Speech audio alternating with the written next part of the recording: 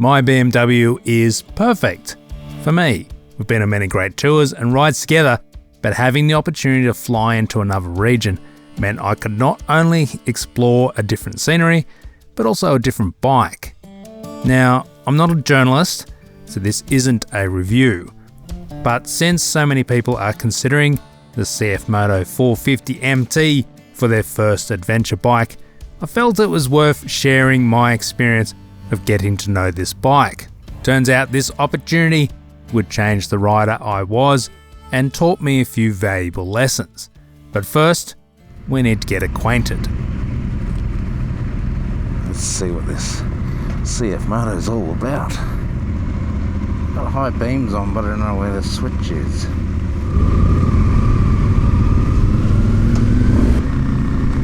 Worked out the ABS switch, but I need to work out the high beams. It looks like I've got my high beams on. Definitely feels smaller than the Beamer. Feels lighter. I don't know how much lighter it actually is by comparison, but it definitely feels lighter.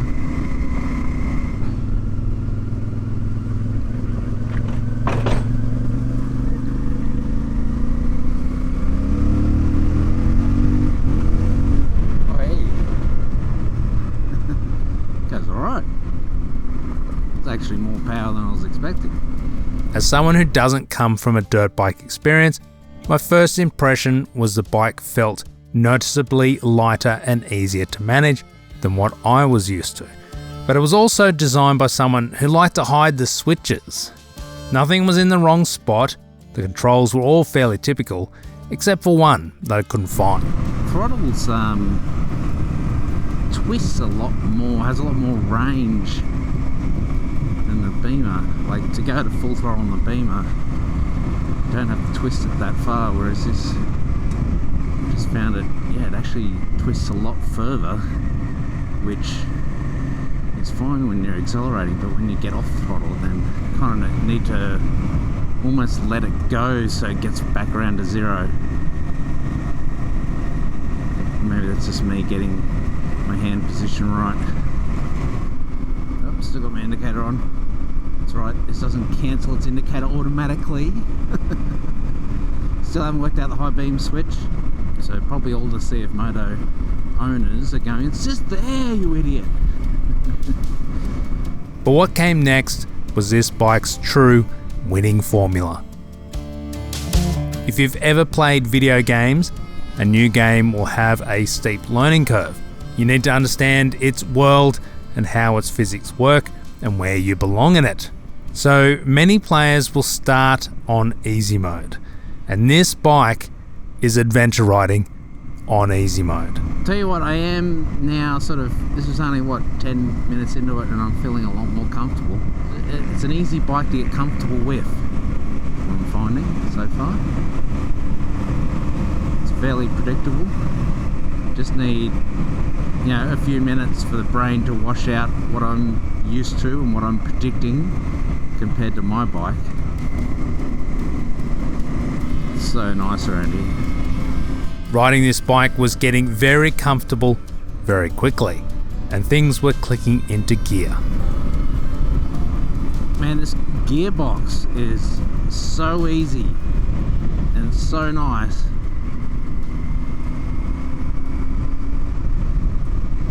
It just shifts beautifully. Yeah, clutch or clutchless. Doesn't seem to mind either way.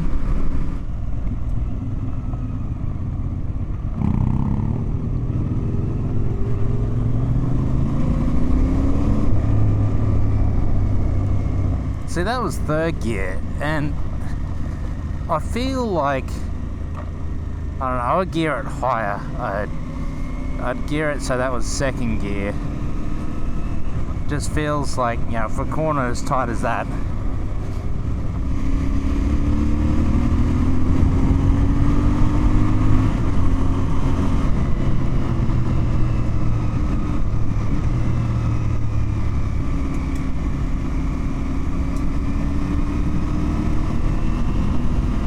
bike does have a nice organic quick shifter,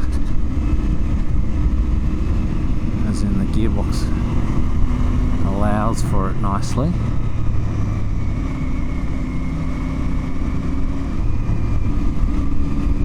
It does sound good on the downshift blip. I reckon that's a pretty big reason why this bike's popular. It sounds bloody awesome. Front brake's really firm, probably a lot firmer than I'm used to. My Beamer has a lot more movement to get the same amount of brake application, which I like because it gives me a bit more sensitivity. This is probably a little firm. Last few weekends I've just been riding enduro bikes. Yeah. It feels so big. I've got to get used to the fact it's not gonna turn and change direction. Yeah. Tell you what though, I think these things put adventure riding into easy mode. Yeah. They just work. Yeah. And they're quite an they're just an easy bike to ride. It's Yeah. really good for our tours. 100%. This morning I've dropped the pressures just by feel. I didn't measure it, but I dropped them probably 4 or 5 pound, and it feels fantastic compared to yesterday. The only other adjustments I made was I moved the levers, pivoted them forward a fair amount too, to get them into a comfortable position standing up. That's made it so much nicer, so much easier, effortless. The 450MT gifted me this opportunity to become a better rider, not because of any fancy technology or performance, but purely because it was effortlessly different. So here's an interesting thing. I feel like, so that I don't have any real data to back up this feeling, but I feel like I'm a better rider having ridden this bike. Now, I don't know whether that's because this bike is so easy to ride, and because of that I've been able to ride it harder and feel more in control, and I get a good feeling from the rear brake. I feel like I've learnt a lot about the rear brake this weekend.